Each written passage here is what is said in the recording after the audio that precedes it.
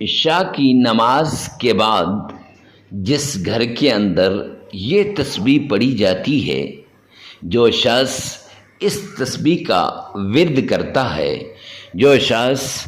اس تسبیح کو پڑھتا ہے، اس عمل کو کرتا ہے، اس وظیفے کو کرتا ہے،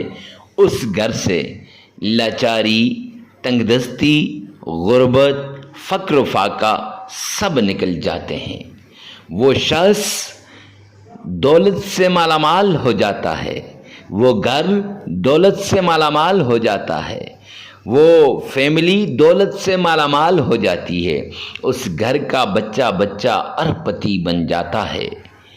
زندگی کی وہ تمام چیزیں، مرادیں جو آج تک مکمل نہیں ہوئی، وہ مرادیں آج مکمل ہو جائیں گی اس ایک عمل کے ذریعے سے۔ یہ رب رحمان کی پیاری کتاب قرآن مجید کی ایک سورت کا عمل ہے، یہ اللہ سبحانہ و تعالیٰ کے پیارے نام کا عمل ہے، یہ اللہ سبحانہ و تعالیٰ کے پیارے ناموں کا ورد ہے۔ معزز سامعین کرام، جو شخص اس تسبیح کو پڑھتا ہے، اللہ سبحانہ و تعالیٰ اس تسبیح کی بدولت، اس وظیفے کی بدولت، اس عمل کی بدولت اس کی ساری مشکلات کو دور کر دیتے ہیں۔ جب بندے پہ مشکلات آتی ہیں، تکلیفیں آتی ہیں، مصیبتیں آتی ہیں، اس وقت وہ لوگ جو بڑے قریبی ہوتے ہیں ایک ایک ہو کر دور ہو جاتے ہیں اور انسان کو تنہا چھوڑ دیتے ہیں، اکیلا رہ جاتا ہے، تنہا رہ جاتا ہے۔ پھر یہ انسان، معزز سامعین کرام، اگر اس وقت یہ انسان اپنے آپ کو پہچان کر، اپنے اچھے اور برے کو پہچان کر اپنے رب کے در پہ سر بسجود ہو جاتا ہے، اپنے اللہ کے در پہ جھک جاتا ہے، تو پھر اللہ سبحانہ و تعالی اس کی ساری مشکلات کو دور کر دیتے ہیں۔ میرے پاس اکثر مائیں، بہنیں اور بیٹیاں آتی ہیں، آ کے اپنا حال دل سناتی ہیں، لوگ آتے ہیں اپنا حال دل سناتے ہیں۔ مفتی صاحب ہمارے ساتھ یہ بھی تھی، رب کائنات کی قسم، جب انسان ان کی باتوں کو سنتا ہے کلیجہ منہ کو آتا ہے، آنکھیں اشک بہاتی ہیں، آنسو بہانا شروع ہو جاتی ہیں۔ ایک پیاری بہن اپنے خاوند کے ساتھ آئی اور آ کے مجھ سے اپنی تمام باتیں شیئر کرنے لگی، کہنے لگی حضرت ہماری پیار کی شادی ہوئی تھی، اللہ نے دیا ہوا بہت کچھ تھا، اللہ کا دیا ہوا، اللہ نے بہت کچھ دیا تھا، ہم پیار سے، محبت سے، سکون سے زندگی گزار رہے تھے کہ ہمارے نہ جانے کس کی نظر لگ گئی ہمارے پیار کو، ہمارے گھر کو، ہمارے حالات کو۔ آج ایسا وقت آ گیا ہے حضرت، ہم دونوں میاں بیوی ایک دوسرے سے کلام کرنے کے لیے کتراتے ہیں، بات کرنے سے کتراتے ہیں کہ ایک دوسرے سے بات نہ کریں، اور بات بات پہ ہم دونوں کی آپس میں لڑائی ہو جاتی ہے۔ اور گھریلو حالات ایسے ہیں، پہلے لوگوں میں بانٹا کرتے تھے، اللہ کے نام کا دیا کرتے تھے، لیکن آج اللہ کے نام کا دینا تو دور کی بات، خود اپنے لیے نہیں پکا سکتے۔ کئی دن گزر جاتے ہیں، گھر میں کھانے پینے کے لیے کچھ نہیں ہوتا، میرے میاں کو نوکری نہیں مل رہی، میرے میاں کے حالات ٹھیک نہیں ہیں، خدا را کوئی ایسا عمل بتا دیں جس سے ہمارے درمیان پیار و محبت بھی بڑھ جائے، جس سے ہمارے حالات بھی ٹھیک ہو جائیں، جس سے میرے خاوند کو نوکری بھی مل جائے۔ میں نے ان کی بات کو سنا تو بڑا عجیب سا لگا، یہ کہنے لگیں کہ پہلے میرے گھر میں میرے رشتہ داروں کی لائنیں لگی تھیں جب فراوانی ہوتی تھی، میں ہر طرح سے ان کی خدمت کرتی تھی۔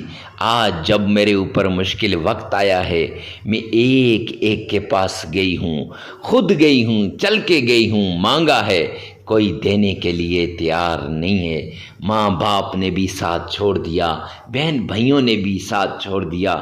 بس تنہا ہو کر رہ گئے۔ بچے بھلک رہے ہیں، بچوں کے لیے کچھ کھانے کے لیے نہیں، کچھ پہننے کے لیے نہیں، اور اپنا حال دل سناتے ہوئے وہ زارو قطار رونے لگی۔ اس کا میاں بھی رونے لگا، میں نے خاموش کرائے اور ساتھ ہی ایک ایسا عمل بتایا کہ اللہ سبحانہ و تعالیٰ کے قرآن پاک کا یہ عمل اگر آپ ہمارے بتائے ہوئے طریقے کے مطابق کر لو گے، اگر آپ ہمارے بتائے ہوئے طریقے کے مطابق اس وظیفے کو کر لو گی، اس صورت کا عمل کر لو گی، رب کائنات کی قسم یہ صورت آپ کی مشکلات کو دور کر دے گی۔ یہ اللہ کے نام آپ کی مشکلات کو دور کر دیں گے اور پھر آپ پہ فراوانی آئے گی۔ معزز سامعین کرام، ایک بات بتاتا چلوں، جب مشکل وقت ہوتا ہے لوگ ساتھ چھوڑ جاتے ہیں، لیکن یہی جب آپ پر حالات پھرتے ہیں، اچھے دن آتے ہیں، ایک ایک ہو کر آپ کے قریب آتا ہے، آپ سے اپنی محبت جتلاتا ہے، آپ سے اپنا پیار جتلاتا ہے، آپ سے یہ جتلاتا ہے کہ ہم تو آپ کے بڑے خیر خواہ ہیں، ہم نے تو آپ کے ساتھ بڑی جو ہے خیر خواہی کی ہے، اس لیے خدا کے لیے آپ سے التجا کرتا ہوں، آپ سے عرض کرتا ہوں، آپ سے ریکویسٹ کرتا ہوں